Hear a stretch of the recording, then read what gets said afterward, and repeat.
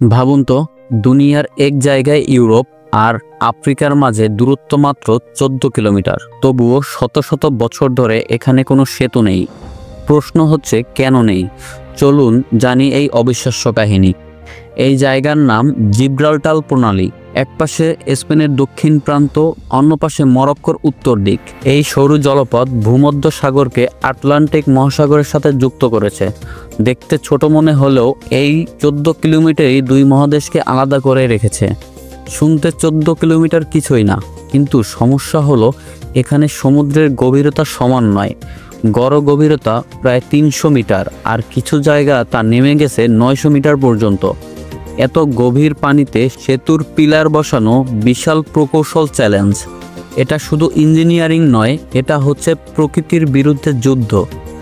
Gibraltar প্রণালী এমন এক জায়গা যেখানে আটলান্টিকের ঠান্ডা পানি আর ভূমধ্যসাগরের তুলনামূলক উষ্ণ পানি মিলিত হয়। ফলে এখানে পানির প্রবাহ সবসময় তীব্র, অনেক সময় স্রোতের গতি ঘন্টায় 8 থেকে 9 কিলোমিটার।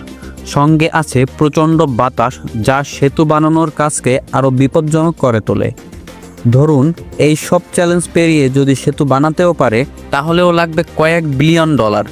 আর টাকা থাকলেও স্পেন আর মরক্কোর রাজনৈতিক সম্পর্ক, নিরাপত্তা এবং অভিবাসন সমস্যা বড় বাধা হয়ে দাঁড়ায়। এমন সেতু হলে আফ্রিকা থেকে ইউরোপে অবৈধ অভিবাসন কয়েক গুণ বেড়ে যেতে পারে, যা ইউরোপীয় দেশগুলো এড়াতে চায়। শুধু আজ নয়, গত 40 বছর ধরে এই সেতু বা টানেল ধারণা নিয়ে আলোচনা হচ্ছে।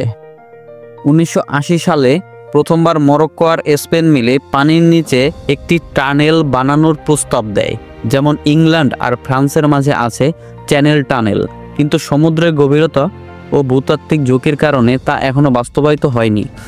বর্তমানে বিজ্ঞানীরা ভাবছেন হয়তো ভবিষ্যতে প্রযুক্তি আরও উন্নত হলে এমন সেতু বা টানেল বানানো সম্ভব। এতে বাণিজ্য, পর্যটন, সংস্কৃতি বিনিময় সব কিছুতে বড় পরিবর্তন আসবে। কিন্তু তার আগে প্রয়োজন হবে আন্তর্জাতিক সমঝোতা, বিশাল অর্থায়ন আর নিরাপত্তা পরিকল্পনা।